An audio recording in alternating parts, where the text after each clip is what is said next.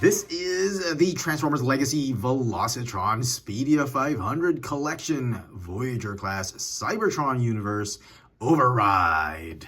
I picked up this figure from my local Toy Kingdom toy store. It's a retail toy store, toy chain here in Manila for 2,800 pesos, which translates to about 50 bucks, 50 US dollars. I remember just a couple years ago, $50 was the price of a leader class figure, and now it's the price of a Voyager class figure.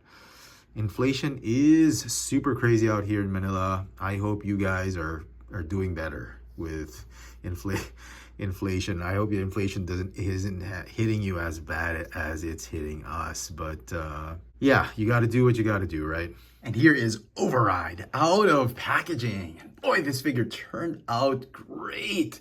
She is a wonderful representation of the Cybertron character way back in the 2000s, 2002 or 2003.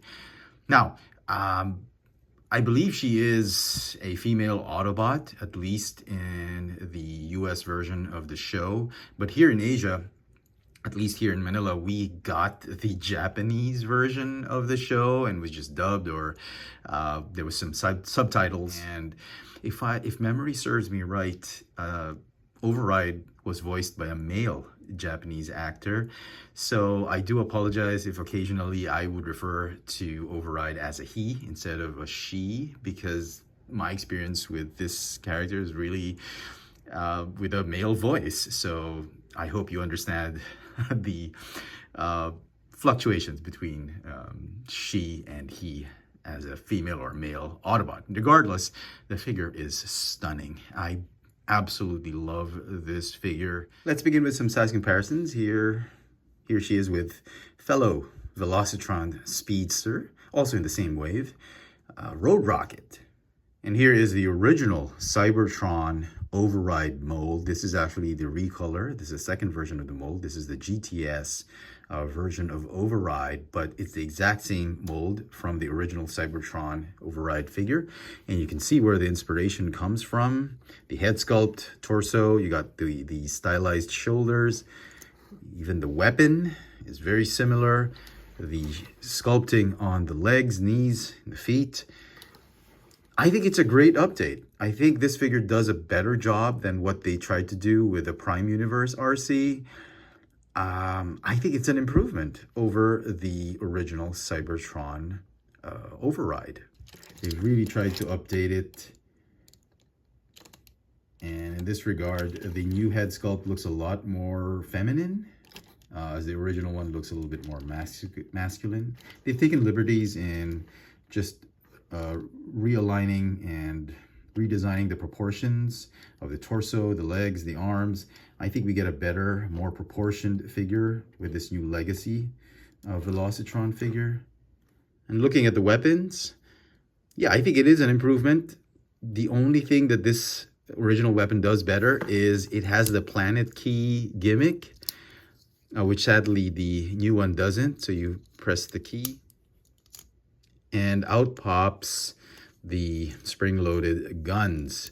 You can insert the key in this updated weapon, but it doesn't do anything. It could, just well be a placeholder. It gives it good aesthetic value, but doesn't do any kind of gimmick. You'll have to close the guns for you to actually store the weapon, and this is how it's going to be in vehicle mode. Yeah, definitely. I mean, this was a great figure back in the day, and now we have just a really amazing update to this classic figure. Now, before we leave the original Override figure, let's talk about plastic quality.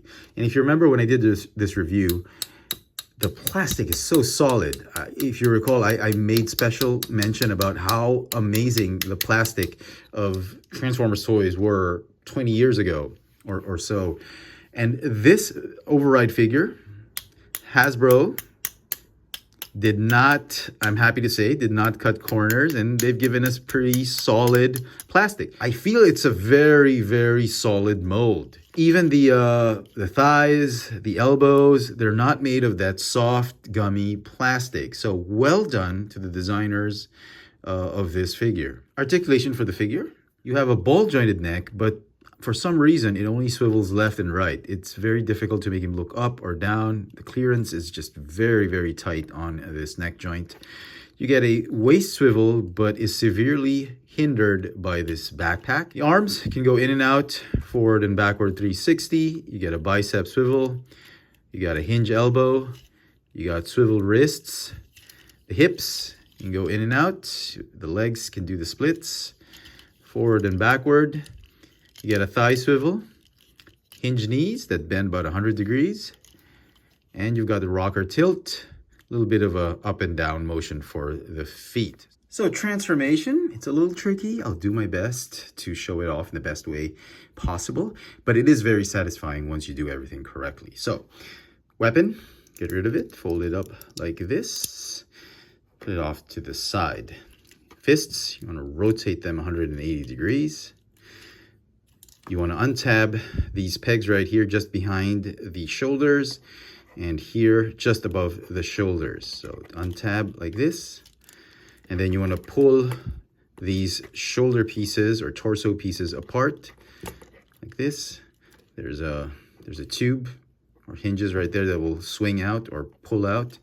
Then you want to flip this chest, the canopy, and form the cockpit or the windshield of the car. You want to flip the entire back part and entire torso assembly up like this. You want to rotate these rear fenders. You want to tab them in onto the backpack. The arms, you're going to rotate them this way just to have enough clearance so you can rotate those shoulders back. And then tab those fists onto those pegs. Do the same on the other side, like this. Tab those shoulders together and then lock those fists in. And essentially that is the rear part of the cars. You want to open these panels right here and then fold the feet in, flip these pieces right here, and then rotate the thighs this way so that these panels will line up, and then untab the knees. Fold up the leg assembly onto the thighs. And then you need to align everything properly so that they tab flush. Then right here, just make sure everything's leveled and lined up. The wheels are going to be your cue. They have to line up properly. Can't be skewed. Okay. The thighs need to be angled about 40-45 degrees, just so everything lines up and meets up. And then finally, what you just need to do is lock in that windshield, tab in those thighs, and essentially there is Override in her Speedster, Velocitron Speedster, Cybertronian race car alt mode. The weapon, you can put it on the back and that will complete the look of the car. You can flip the fins up like this. I kind of want to flip them up. The instructions don't say anything, but there is a ratcheting hinge right here. I feel it looks a lot better this way. Now, unfortunately, the guns won't work in alt mode. It's a big clearance thing, and I think, you know, from the way things look, I think they had originally planned on a much bigger gun so that the blasters can actually swing out, but I think they scrapped that, and so you have a lot of this empty space. I think it was a last minute thing. I don't know, it still looks okay. It's just a shame that you can't you can't simulate that whole spring-loaded gimmick. It's still a great looking car. I love the clear translucent red plastic they used for the wheels. Normally I don't like these things. I think they look cheap, but with this figure, looks great. It gives you that Cybertronian Velocitron feel that it is not an Earth mode vehicle. I love this really nice glossy paint job. That white glossy plastic is really coming through. It's very premium, especially in alt mode. You get this really nice red windshield. Some scuffing here and there, but I do still think it is a great choice of plastic. Very premium quality. Really loving this alt mode. And speaking of the original Cybertron Override, the GTS version, here he is. And I love the new updated version, but in terms of alt mode, he may do it better in robot mode, but this alt mode I still think is the best. I think it's still the better version between the two. It's just so imposing, so intimidating. This thing is a beast on the road. It could well be a Cybertronian Batmobile.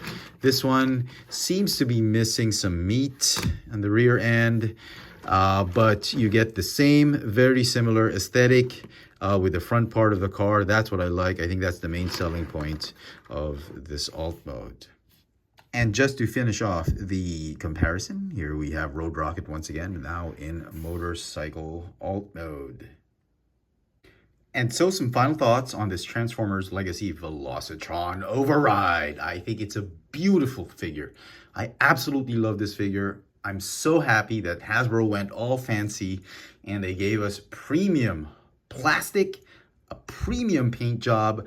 Everything about the figure is just absolutely spot on. I love that it's a very, very good modern redesign of a classic Cybertron Unicron trilogy figure. The figure does a better job than what they did with both Prime Universe Legacy figures, Bulkhead and RC, and I'm really looking forward to seeing more of these Unicron trilogy figures in the modern updated design that we're getting from the Legacy line. This figure is obviously going to get a 10 out of 10. If they repainted this figure several times, I will most likely be purchasing those repaints because I think the figure is great.